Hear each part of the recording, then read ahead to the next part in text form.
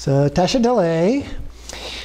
Today we are moving into the third training of the path of great perfection. So we've come all the way through our history lessons, through our path of individual liberation, through the path of altruism, through the path of Tantra, and now we're in the completion stage. This is the last part of the path of great perfection. And within each of those, we looked at it in terms of ethics, various meditation practices, certainly not all, because that would be an unlimited teaching, it would never end, and of course then the wisdom aspect of each. And so we're at the wisdom aspect of the path of great perfection today. And in the previous paths we looked at the wisdom in terms of, first of all, the so-trantikas, and then we looked at it in terms of the chittamatras, the so-tantrikas. It sounds a lot like so-trantika. It's so-tantrika. The R is at a different place. It's actually sva, S-V-A, tantrika, the second one. But in Tibetan they pronounce that as so. And then prasangika, the last time that we looked at it in the path of Tantra. So those are the major schools of Buddhism. And so the latter of those two were both branches of Madhyamaka. So we began with the so-tantrika, or tantrika, so-tantrika, and prasangika as branches of middle way or Madhyamaka. And they each provided slightly different interpretations of the teaching of Buddha related to ultimate truth. In the path of great perfection, we now look at what is called Shintong, or in some cases they refer to it as Yogacarya, although Shintong is actually a modified version of the Yogacarya point of view. So this really is the third branch of Madhyamaka, the path of the middle way. It is important here to note that many sources don't distinguish between Chittamatra, which is the mind-only school, and the Yogacaryans, because they're very similar in how they view things. But there is a difference, and that difference is particularly that the Yogacarya point of view is also a Madhyamaka point of view. The Chittamatra point of view is not. So that is one of the critical differences. But there are some other subtle things as well. For example, the Shintong does not accept the Chittamatra view that consciousness is truly existent. The Chittamatrans think that consciousness is truly existent, and mind only, and that mind truly exists. Okay? But the Shintong does not accept that. They accept the Madhyamaka view that it is non-arising and without a self-nature. Okay? And so it doesn't fit that same model. The Yogacaryans argue that the system involves not only recognizing freedom from all concepts, but also the realization of wisdom mind, jnana, as a part of that. And then that is free from all concepts. So there's a different idea about that. The non-conceptual wisdom mind is the only thing that is absolute and has a true existence. So this, however, doesn't mean that it can be conceptualized. Even though it is considered to be truly existent, it cannot be conceptualized. So you can realize it only through means other than a conceptual process. In other words, it has to be experienced directly. Okay? You can't cognize what it is. You can only get it through the direct experience. There's also been some dispute then between the prasangika and the Shintong approaches. Part of this stems from a historical anomaly, if you will, that happened. The Shintong view came into Buddhism in the 8th century, originally, BCE. And developed by Shantarakshita, he was the one that was invited by King Trisong Detsen to come to Tibet in the 8th century and build the first monastery, Samye. And so this was the time. Shantarakshita is the one who really is responsible for this Shentong point of view. He's kind of the source of this. And he brought it to Tibet during that first dissemination when he went there to build the monastery. In this approach, he included the views of the Yogacarya that I mentioned before, which came from Asanga and his half-brother Vasubandhu. So those two brothers, half-brothers, were the source of the original Yogacarya, but that was developed in the 4th century BCE. Okay? And then it combined, or actually Shantarakshita combined it with some point of views of Dharmakirti, our namesake for Dharmakirti College, and some others as well. But the Prasangika texts were written by Chandrakirti and in the middle of the 6th century. So they were actually written somewhat later than the original Yogacarya was. And they did not come into Tibet until much later than that. The second dissemination, which happened in the 10th to the 12th century period of time. That gave the appearance to the Tibetans that the Prasangika point of view was actually later than the Shentong point of view. But the Shentong point of view was developed in the 8th century. The Prasangika was developed in the 6th century. Although the Shentong did go back to the 4th century, some of the 4th century sources, so it actually kind of bridges on both sides of the point of view of Prasangika. But the point is that they looked at it and they thought Shentong came into Tibet first, and then the Prasangika came into Tibet later, so Prasangika must be better, okay? Because of that historical sequence. It was just a fluke that that's the way it happened. But because of that, that is the way they look at it. But the argument is more than just about dates. That's a part of it. But the Shentong masters criticized the Prasangikas for their claim that they did not hold any views. Remember, the Prasangika, when we were talking about them, said that everything is impermanent, everything is empty. You can't say anything at all about the ultimate. Okay? And as a result of that, they basically held no views at all. Some of the earlier schools that we talked about actually had points of view about what is and what is not. Prasangika is strictly about what is not. Okay? It does not say at all what is. Even about relative truth.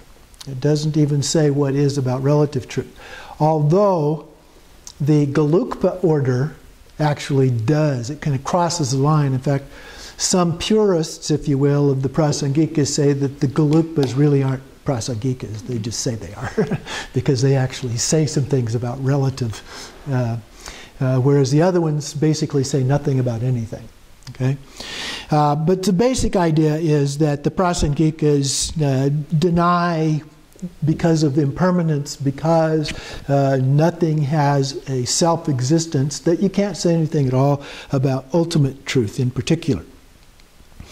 So the Shentong argue then that the absence of concepts, if the absence of concepts was absolute reality, it would be nothingness. There would be no ultimate truth at all. Okay? Which is logical, given the nature of that. If it exists, then why can't you say anything at all? And so it would just be empty space. It would be the extreme of nihilism, if you will, that point of view. That's the Shentong argument about the Prasangikas. So how can nothingness account for appearances? Because we do accept that things do appear. If it's nothing, how can that be the source of these appearances? So there has to be something in some sense that is luminous, that allows these appearances, that allows for this illuminating and this knowing process. So that's the Shentong argument about that. And then they go further than that, and they say that the Chittamatrans, remember the other school, that some Even the Dalai Lama sometimes will use Chittamatra and Yogacarya as if they're the same thing. Or use them in the same sentence as if they are two names for the same thing. But the Shentang argued that what the Chittamatrans called absolute was wrongly interpreted to be a consciousness. Vijnana. And so they don't accept that. Shentang says that this clear, luminous, aware quality is not a consciousness per se. It's a non-conceptual absolute reality. Okay? So it's beyond consciousness in that sense. Jnana. So there's no seeing and seen aspect, no realizing and realized aspect. It's just transcendent wisdom. It just is. And this non-conceptual wisdom itself. So it is referred to often by different labels: clear light, the nature of mind, dharmata, clarity and emptiness, bliss and emptiness, and tathagata garbha, and so forth. And there's lots of different labels that are used to talk about it without trying to describe it per se. The Shentang posit that the experience of complete freedom from concepts must be an experience of the clear light nature of mind. The Prasangikas deny this.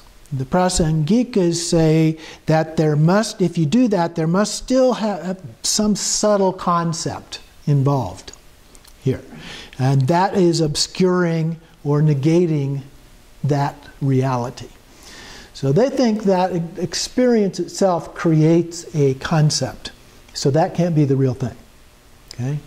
So this is a real subtle argument in terms of these differences here. So the Shentang argued that if there were really no concepts in the mind, the clear light nature would shine forth so clearly and unmistakably that it would not be possible to deny it.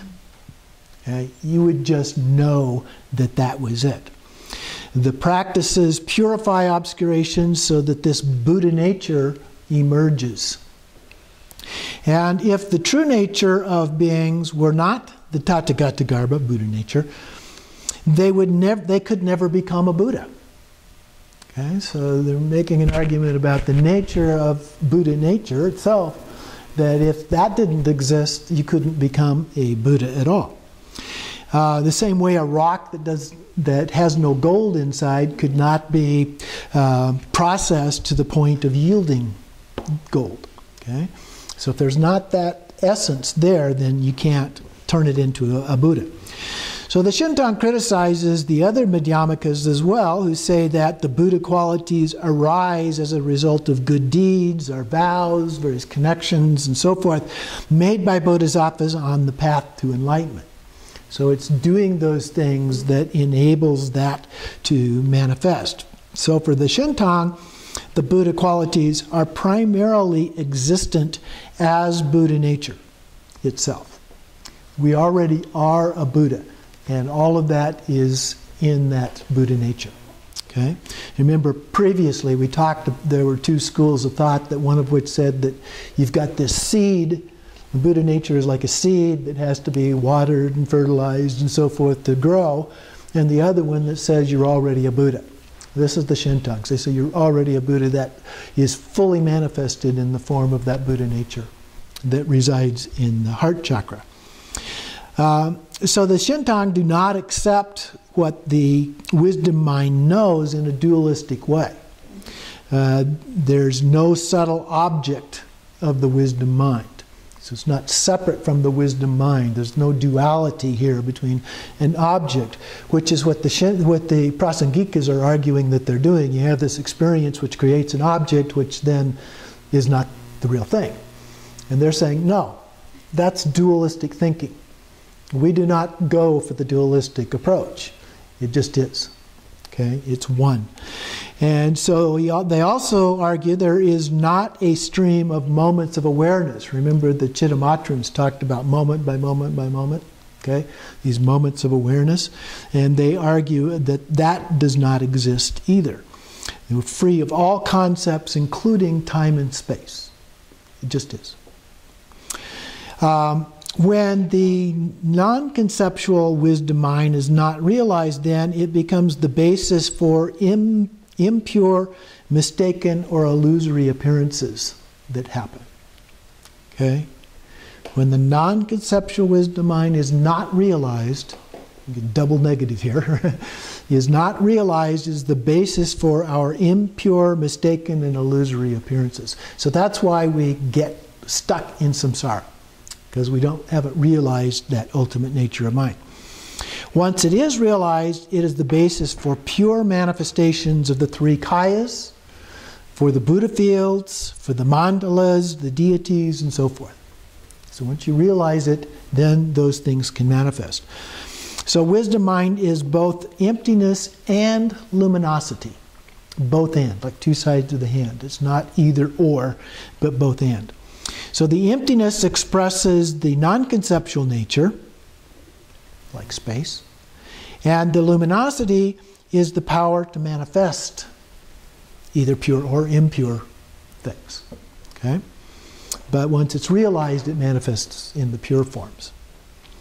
Now, in each of these previously, we used a dream example. The Buddha liked to use the dream as an example when talking about these different things. In this case, the example says, dreams arise from the luminous quality of mind. Okay, that's what allows things to manifest. So that's a source of the dreams, is the luminous quality of mind. If wisdom mind is not recognized, the dependent nature arises, the impure. Once the awakened consciousness returns, you see that the dreams are mere manifestations of the play of mind. Okay? They don't seem real anymore. They're just the play of mind, as is everything else. Okay? So it's a metaphor for everything else as being like a dream at the same time. So the key in this meditation, or what you might even call non-meditation at this point, is this personal instructor that you received from a realized master and the faith and devotion that you have in those instructions. And in that case, then this realization can arise and mature. It happens gradually. It doesn't happen instantaneously. It happens gradually and just becomes more relaxed and open in the process, become more calm and clear. And Jimgang Kongtrul describes this way as two parts. Madhyamaka philosophies have no differences in realizing as shunyata, emptiness. All phenomena that we experience on a relative level. Okay, so everything, self, other, everything is empty. Nothing is inherently existent. They have no differences also reaching the meditative state where all extremes, or ideas, completely dissolve. Their difference lies in the words they use to describe dharmata. Shentang describes dharmata, the mind of Buddha, as ultimately real, while Prasangika philosophers fear that if it is described that way, people might understand it as the concept of soul or Atman. The Shentang philosopher believes that there is a more serious possibility of misunderstanding in describing the enlightened state as unreal or void. Kongtrul finds the Prasangika way of presentation the best to dissolve concepts, and the Shentang way the best to describe the experience. Okay? Kind of a both-and approach. And Kongtrul Rinpoche was one of the Rime masters that helped bringing things together. So he has studied in depth all of the different approaches to this and able to say, hey, you know, yeah, they're a little bit different, but they all both have something to say here. So he says that the Prasangika view is the view when one is establishing certainty through listening, studying, and reflecting. And the Shentang is the view for meditation practice. Okay? So another way of thinking about the difference between these 2 points of view. The important part of this is the direct experience. In practice, the Shintama Yamaka is very much like the advanced shamatha that we do in Trekcho, okay? Where it just is. It's not anything in particular. So let me give you the practice, which is very, very simple here. And so we'll go over this one.